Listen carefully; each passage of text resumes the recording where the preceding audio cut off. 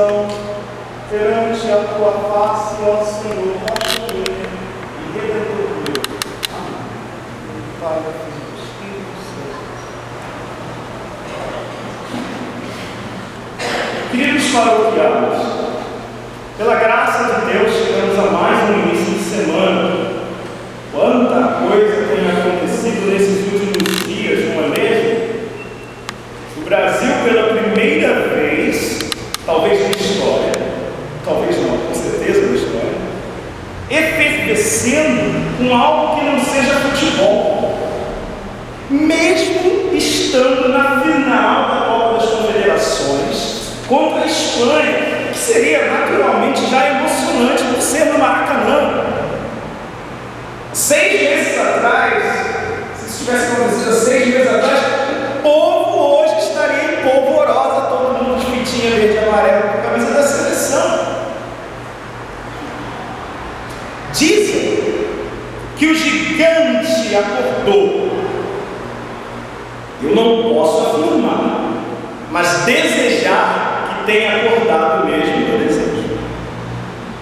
É evidente que, como vosso leitor, eu irei comentar também sobre esses últimos acontecimentos, mas vamos falar do Evangelho, que é muito interessante. Olha só, o Evangelho de Lucas mostra um Jesus ciente de que ia morrer jovem.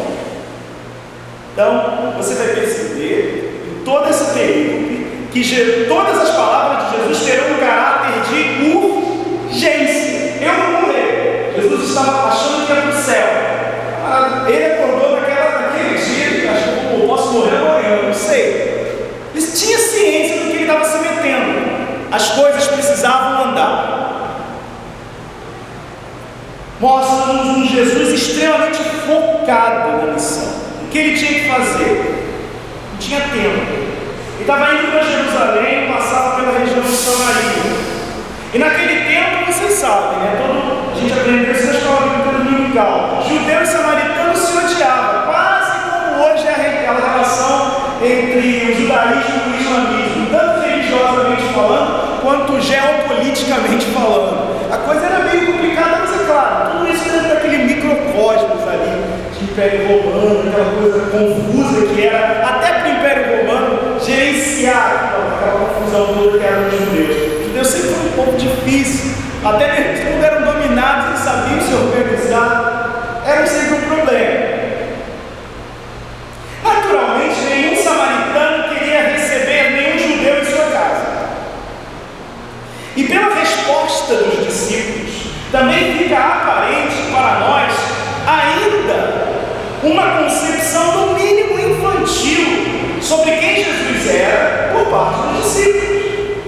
Tiago e João, dois dos 3 discípulos mais próximos de Jesus. A gente não está falando de, sei lá, outros discípulos, André, ninguém sabe, ninguém fala muito dele. Não, foi o Tiago e João. Foram eles que falaram essa asneira. Qual foi a asneira que eles falaram? Eles propuseram a Jesus: olha, Jesus, a gente não foi bem recebido, né? Vamos mandar cair fogo do céu e queimar todos os samaritanos vivos. Cana, né? Aí eu vou fazer a primeira pausa para comentar. Os discípulos de Jesus não tinham entendido ainda que Jesus não ia matar ninguém. Eles estavam completamente fora de sintonia. É por isso que eu não me espanto hoje quando falo assim: gente, tem gente que vai na igreja e não sabe nem o que está lá. Ué, mas os discípulos de Jesus seguiam Jesus, nem conheciam Jesus direito. O amadurecimento é um processo. Eles também não tinham como conhecer a magnitude do que iria se tornar. Embora ele gosta de exibir as falhas dos santos, porque todos tiveram falhas, é importante também entender as limitações que eles tiveram também. Tá? Então, continuando minhas críticas, os discípulos de Jesus não entendiam que Jesus não ia matar ninguém, Jesus não ia fazer vandalismo. Ele só ia anunciar a mensagem do reino de Deus e tentar transformar o judaísmo, que ainda é uma religião tribal e étnica, vocês sabem disso, numa religião católica, ou seja, universal.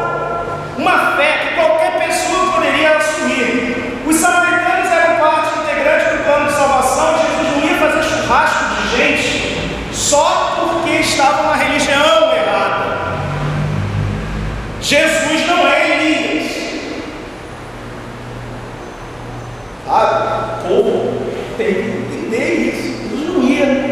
Eles são pagãos, fogo do céu, né? Eu fico com medo dessas coisas hoje em dia, porque eu não acredito que Deus vai fazer cair fogo do céu, não, sabe? Não acredito mesmo.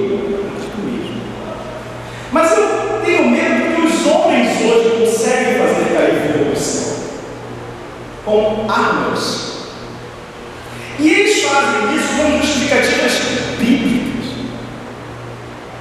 Quantas vezes, quando a gente já não foi assaltado na rua, a gente não quis que botasse uma bomba na favela, explodisse tudo, acabasse tudo, como se a gente pudesse simplesmente eliminar os nossos problemas explodindo-os, como os nossos amigos do norte lá. Vamos lá. Daí ainda nessa perícope, um cidadão sem nome disse que seguia Jesus para onde quer que ele fosse. Só que Jesus não estava indo pelo caminho. Jesus não tinha para onde ir. Jesus dá logo um corte federal. Ora, o sujeito talvez pensasse que com a fama que Jesus tinha, Jesus estava aumentando a fama dele. Jesus pudesse oferecer algum tipo de proteção, comida, aquela coisa de milagre de multiplicação, o camarada faz vinho. Vamos ficar perto desse camarada aí, né? Só que Jesus já corta o barato dele. As raposas têm suas covas, os pássaros lindos, o filho do homem não tem onde descansar. Tá afim? Quer? Já ele, depois de ter dito isso, falou para o outro: vem. Não, eu tenho que sepultar meu pai. Seu pai já morreu. Eu ainda estou vivo e ainda tenho alguma coisa para fazer. Deixa que os mortos sepultem seus mortos e vamos caminhar. Parece arrogância de Jesus se a gente ler fora do contexto. Mas lembre, Jesus estava ciente que ia morrer a qualquer momento. Jesus não dava tempo para Jesus ser polido por ninguém. Eu sinto muito pela morte do seu pai. Eu vou morrer depois de amanhã. E eu posso não ter terminado o que eu comecei. Entende? Jesus não era insensível. Ele era focado. E quando ele fala que Jesus, o filho do homem, não tem onde descansar, eu brinco com essas palavras e digo que até mesmo cães e gatos de rua conseguem dar mais dignidade a seus filhos que muitos seres humanos que eu conheço. E eu não estou falando da África, não. Estou falando dali. Aqui na nossa paróquia, na Zona Norte, ali no Complexo da Penha. Não precisa ir longe, não. Vai ver Manguinhos. O que é aquilo? Manguinhos, para mim, quando eu passo ali depois, parece assim, é um campo minado, assim, sabe? Que se eu botar o pé ali, alguma coisa vai explodir a qualquer momento. É um lugar esquecido por Deus. Leia esse estado. É lógico que vai ter problema. Era inevitável. As famílias desprovidas da dignidade de ser humano, vivendo em condições miseráveis, dependentes de um transporte de massas falido, que são os ônibus municipais e intermunicipais, dependendo da linha 2 do metrô, onde você tem a sensação de estar saindo da barriga da sua mãe, a cada dia que você desce da estação, justamente no horário que a gente mais precisa. É o pior horário de se usar. O nosso povo tem todas as razões de estar completamente desiludido, e eu compreendo. A lista de reclamações é infinita. No entanto, eu preciso dar uma má notícia. Nós não vamos nos transformar na Noruega apenas reclamando e protestando. Eu adoraria mudar o Brasil ter padrão da Noruega. Muda a Finlândia. Vai ser legal? Olha aqui, é isso que a gente quer. Só que não vai ser assim, da noite para o dia. O Brasil precisa mudar, mas os brasileiros também devem se aproveitar desse momento propício para mudar a sua própria mentalidade também. Já está mudando. Eu vejo alguma coisa diferente acontecendo. Não consigo ainda explicar, e eu concordo com os que afirmam que os que têm certeza desse momento estão completamente enganados. A gente tem que se abrir para alguma coisa nova. Mas é interessante aproveitar essa confusão toda, mesmo para quem não está indo na rua manifestar, para pensar na sua própria vida. estou abrindo um parênteses aqui. Eu estava na quinta-feira no Niterói, e aí eu passei no vídeo jornal assim, Senado aprova. Me lembra, filho? Filho, dessa tinha uma coisa mais gritante ainda. Ai, que coisa. Mas era uma coisa assim tão gritante. O que aconteceu essa noite com o Senado? Vamos lembrar. Quem está lendo o jornal? Corrupção como crime de honra. Isso! Corrupção como crime de honra. O Senado votando isso às pressas. Sinceramente, parecia aqueles jornais assim de mentirinha, R7.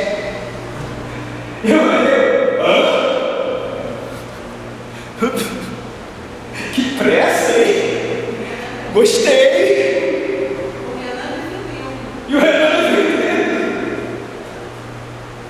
Assim, é claro que algo está acontecendo. Já se fala do plebiscito por reforma política, que aliás, por favor, aí já estão reclamando que vai custar 500 milhões, que custe 1 bilhão. Nós precisamos de reforma política, sem isso a gente não vai conseguir sair dessa crise que pode virar uma coisa sem fim, né? Quando as demandas forem supridas, o nosso povo ainda terá que trabalhar muito e estudar muito para conseguir construir uma nova nação. Por isso que eu estou falando que é preciso de um Estado que, é claro, ofereça educação de qualidade, mas também de um povo que deseja consumir essa educação de qualidade. E isso não é tão fácil. Isso não é tão fácil. Você não consegue simplesmente quebrar uma cultura. Olha, agora a gente tem educação de qualidade. Epa, queremos estudar. Não é assim. Quem é professor aqui de ensino público sabe que geralmente, e particular também é uma minoria que se interessa mesmo de tudo. As pessoas não gostam em geral de ler, de estudar mesmo. Isso precisa mudar também. O povo da Noruega, a gente faz algumas comparações quase anacrônicas, mas vamos lá. O povo não é só bem sucedido, o povo também é culto. Em todas as vertentes que a palavra culto possa ter. Tá? Então, eu ainda vejo muita gente acreditando que vai vencer na vida comprando jogo de Rio de Prêmios, loteria.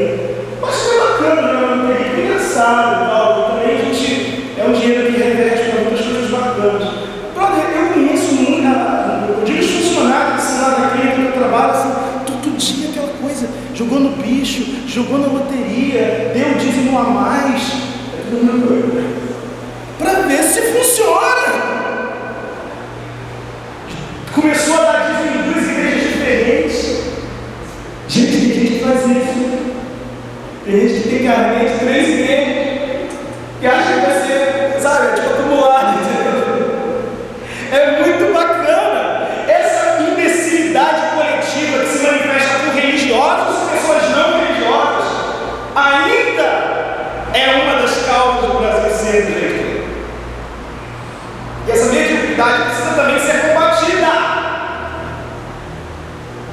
E muitas vezes ela não é porque a religião está aí. Ok, sejam estúpidos. Nós estamos tal. Eu te abençoo. Não, a igreja tem que combater a estupidez. O anglicanismo está aí para ser diferente mesmo. Não é para o anglicanismo não é para qualquer pessoa? Não. É para quem quer mudar. E nem todo mundo quer mudar, então não é para qualquer pessoa mesmo mudar. Não é fácil ser igreja anglicana porque não é fácil pensar por conta própria. Todo mundo quer que você diga que eu chegue aqui e diga que você vai ser curado do seu câncer em 2 minutos. Ou na mesma hora, em 2 minutos, está até ruim. Gente, que cura o câncer é a sua fé. E também quimioterapia. A maioria dos casos. É um bom parte dos casos. Eu voto pelos 2. Fé e um bom diagnóstico. Tá?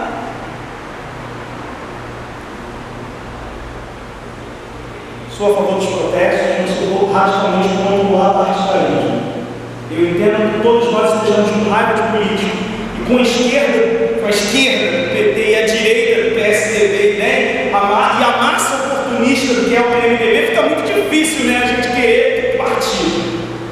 No entanto, se não tivermos liberdade de expressar nossas ideologias políticas e não pudermos mais nos organizar em partidos e lutar democraticamente pelos nossos ideais, honestamente, esse cenário é perigoso. Um grupo de playboys, beach boys, agrediram um grupo do PSTU. Gente, eu vou denunciar isso porque eu conheço o pessoal do PSTU de caminhar junto. Enquanto esse pessoal estava assistindo TV a cabo o tempo todo, estava dentro de casa, nós já estávamos fazendo campanha contra a ALCA e sendo taxados de radicais. Agora todo mundo acordou e vai dar pancada na gente? Uma hora, não é assim não. Vocês não sabem nem por que estão na rua. Tem gente que vai para a escola agora na hora do recreio, bota aquela figurinha, aquela caixinha de uma mão de vingança e já está virando folia também. Aí tem um pitboy lá, deu pancada no cara do PSTU. O cara é de direita, o cara nunca soube o que é pobreza na vida. Isso me assustou, porque, como eu falei, já conheci as pessoas do PSTU, já estavam contestando a regra. Eles já tinham rompido com o PT nos primeiros sinais da deteriorização do PT, e foram eles que apanharam. Muito inteligente esse povo esclarecido que está indo para as ruas. Aí eu volto a falar da mediocridade, da estupidez, que é perigoso nessa suposta revolução, espero que seja. Quem começa a arar a terra também, olha para trás, não serve para o reino de Deus. Quando estamos num trabalho árduo, o cansaço da batalha faz a gente querer recuar. A vida é uma experiência cheia de delícias para poucos e cheia de chagas para a maioria. A minha mensagem para quem está se manifestando é que não olhem para trás, não desistam. Ao contrário do que se diz e não desejam, o povo não pode dispersar. Mas o dia em que o Brasil tem que parar não é amanhã, 1º de julho, e sim nas eleições do ano que vem. Todas as nossas atitudes devem ter foco a conscientização da população, para que democraticamente todos demonstrem a sua insatisfação, não reelegendo as pessoas que não são dignas de ocuparem funções no legislativo e no executivo. E de preferência as pessoas, quando falar legislativo e executivo, entenderem do que eu estou falando antes de votar. Se eduquem para votar, saibam o que um vereador pode fazer, o que ele não pode fazer. Essas coisas eu teria que falar, mas não vou encurtar. Então, se cometermos erros, que cometamos erros nós,